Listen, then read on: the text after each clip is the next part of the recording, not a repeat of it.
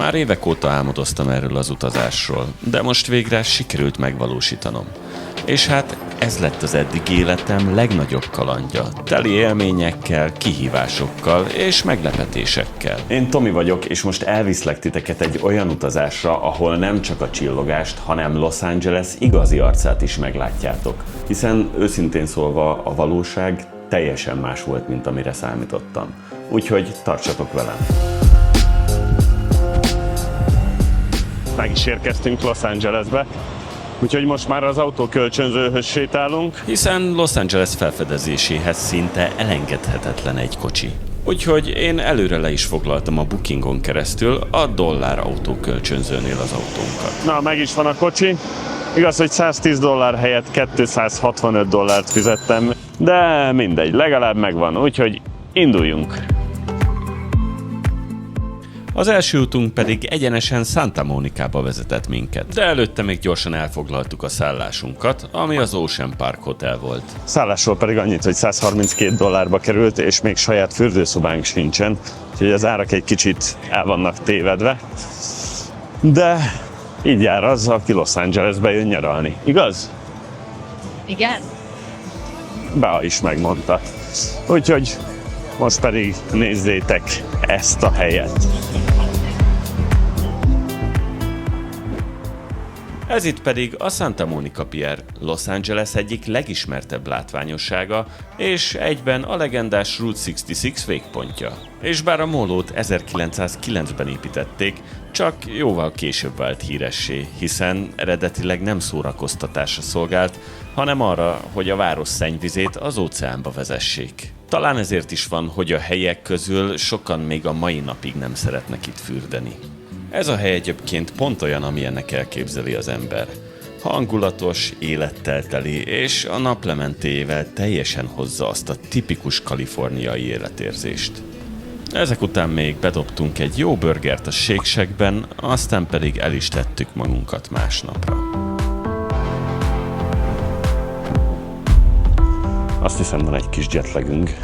Hajnali 3 óta ébren vagyunk, most reggel 5 van, de legalább el tudjuk kezdeni a napot, úgyhogy megyünk megnézzük a napfelkeltét a Hollywood Hillről.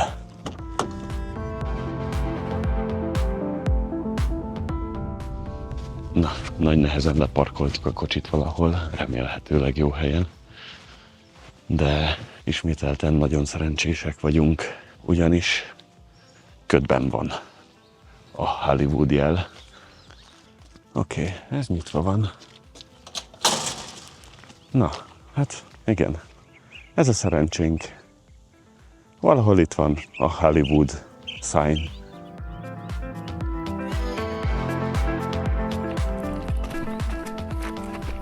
Ez a kapu itt nyitva volt.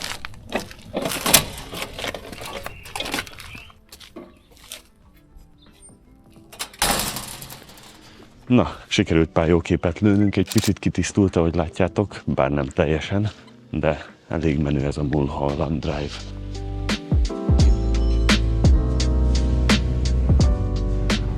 Egyébként a Hollywood jelet 1923-ban húzták föl, és tök érdekes, mert eredetileg egy ingatlan reklám volt, és nem is Hollywood volt, hanem Hollywoodland. A mostani forma az pedig 1978-ban formálódott meg. Közben már egyébként itt vagyunk a Walk of Fame-en. Szerencsére korán keltünk, úgyhogy egyáltalán nincsen tömeg, viszont nem túl tiszta ez a hely. Teli van utcalakókkal, és pisi, kaki mindenhol. Úgyhogy megyünk is tovább Beverly Hillsbe.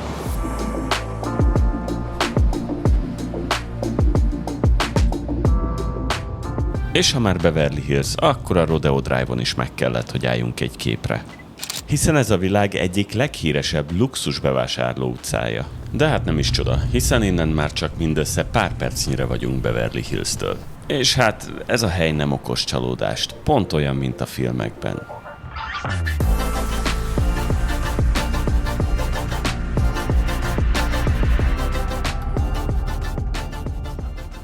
Ez itt mögöttem pedig a Dunphy House, hogyha valaki nézte a Modern Családot. Útba esett, úgyhogy eljöttünk ide is megnézni. Környék viszont nagyon extra, gyönyörű szép kis házak vannak, úgyhogy ha másért nem, akkor már csak ezért is érdemes eljönni. Figyeljétek, milyen házak. Laknám. Innen pedig a Venice Beach-t vettük irányba, ami mindössze 15 percnyire volt.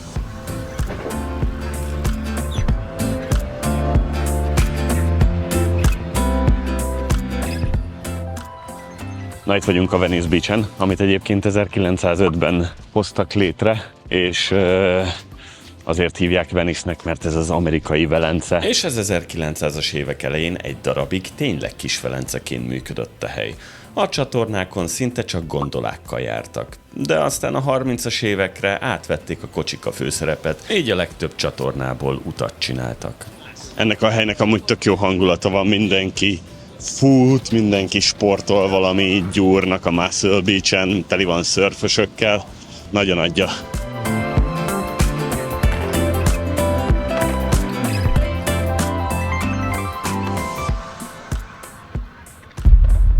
Ezt a reggelünket pedig egy másik ismert látványossággal kezdtük, mégpedig a Griffith Observatórival. Ami a Hollywood Hills tetején áll, így kiváló kilátás nyílik egész Los Angelesre, és a legjobb dolog az egészben az, hogyha hétköznap délelőtt jöttök, akkor teljesen ingyenes, még a parkolás is. Ezt pedig az adományozónak magának, Griffith Jenkins Griffithnek köszönhetjük, ugyanis kikötötte, hogy a belépésnek örökre ingyenesnek kell lennie. Egy igazi úriember, bár mondjuk 2 évet börtönben is ült, miután rálőtt a feleségére, de mindegy, legalább nagy lelkű volt.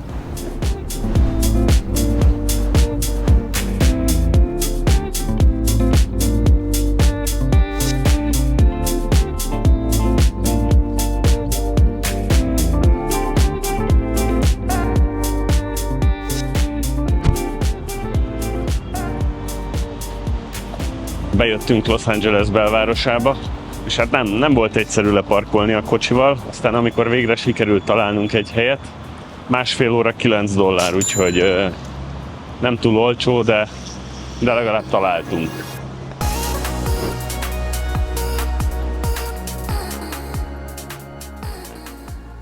Azt kell, hogy mondjam, hogy ameddig New Yorkban minden egy filmjelenet volt, itt pedig minden GTA 5.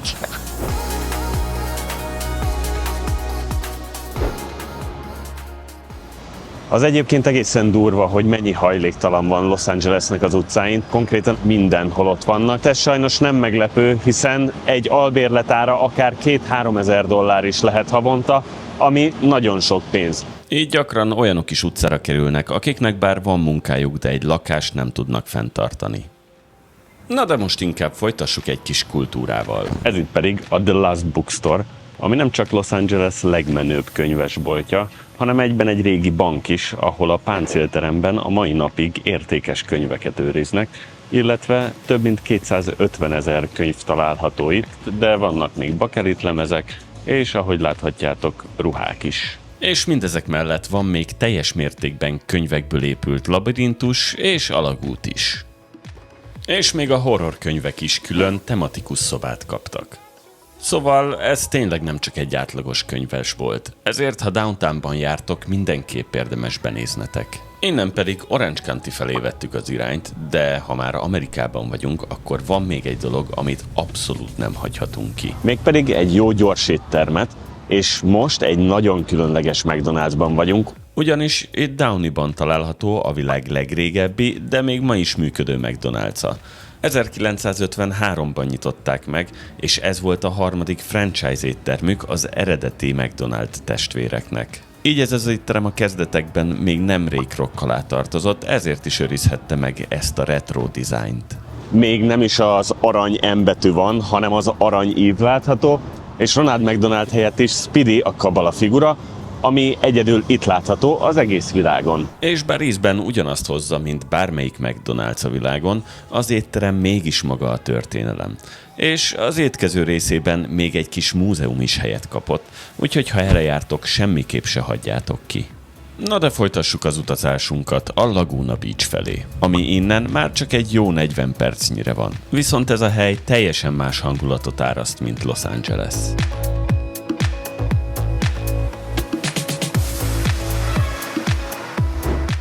Ez a hely, ez lesz az egyik kedvencem. Neked is? Igen. Ez egy ékszerdoboz ez a hely. Nagyon szép.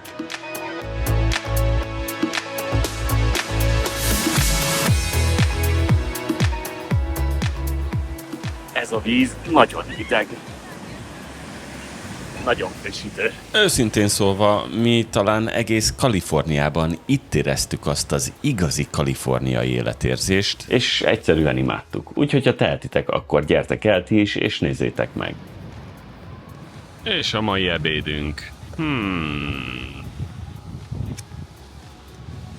Jó étvágyat!